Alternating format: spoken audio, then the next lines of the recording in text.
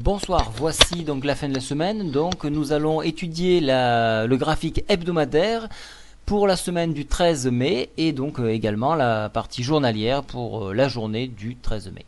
Alors, bien évidemment, avant de commencer, soyez très prudents sur les produits que vous utilisez, que ce soit les leviers, les certifs, les turbos et bien d'autres produits encore. Connaissez le produit avant de l'exploiter. Avant d'entamer cette séance, je vous rappelle qu'il y a une formation programmée à Orange dans le 84 le 13 juillet. Donc n'hésitez pas à me contacter à lecontactboursier @gmail.com pour faire une réservation ou pour simplement demander le programme. Alors, le calendrier, on va le laisser tomber. On va parler analyse technique pure. Donc voici le graphique hebdomadaire. Vous voyez que je vous avais tracé un couloir de tendance sur ces niveaux-là qui a été dépassé, ce qui implique maintenant un objectif 4080, un premier barrage ici à 4040, puis après 4080. Alors, 4062, puis 4080. Alors, sur ces niveaux-là, effectivement, en fin de semaine, on ne s'amuse pas à prendre une position alors que le week-end, vous allez avoir des infos.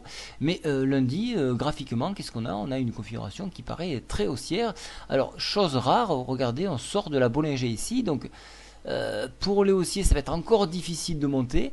Mais vous voyez que rien ne perturbe le CAC. On en est à un T2 ici.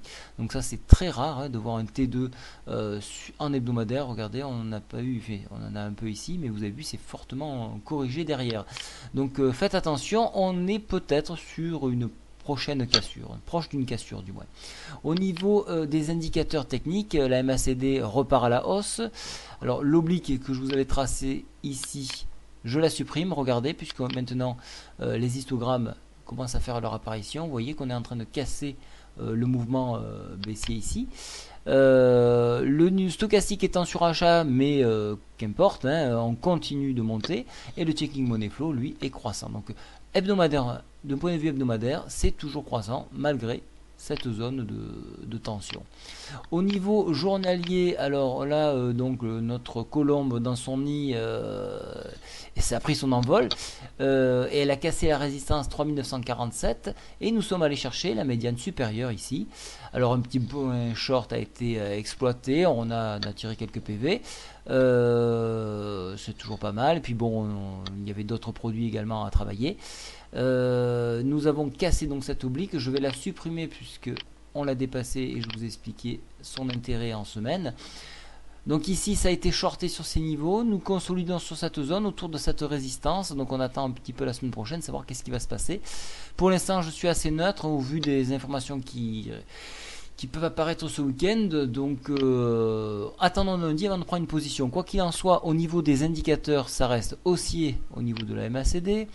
On hésite sur zone de surachat au stochastique. Le checking money flow présente des signes de faiblesse ici, donc dû à la prise de bénéfices de fin de semaine, donc ça peut être trompeur, donc attendez lundi avant de reprendre position.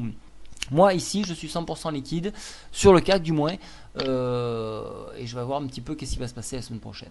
Voilà, je vous souhaite à tous un très bon week-end. Je donnerai bien évidemment plus d'informations par mail et notamment sur les matières premières pour ceux qui sont abonnés. Bonne soirée à tous, au revoir.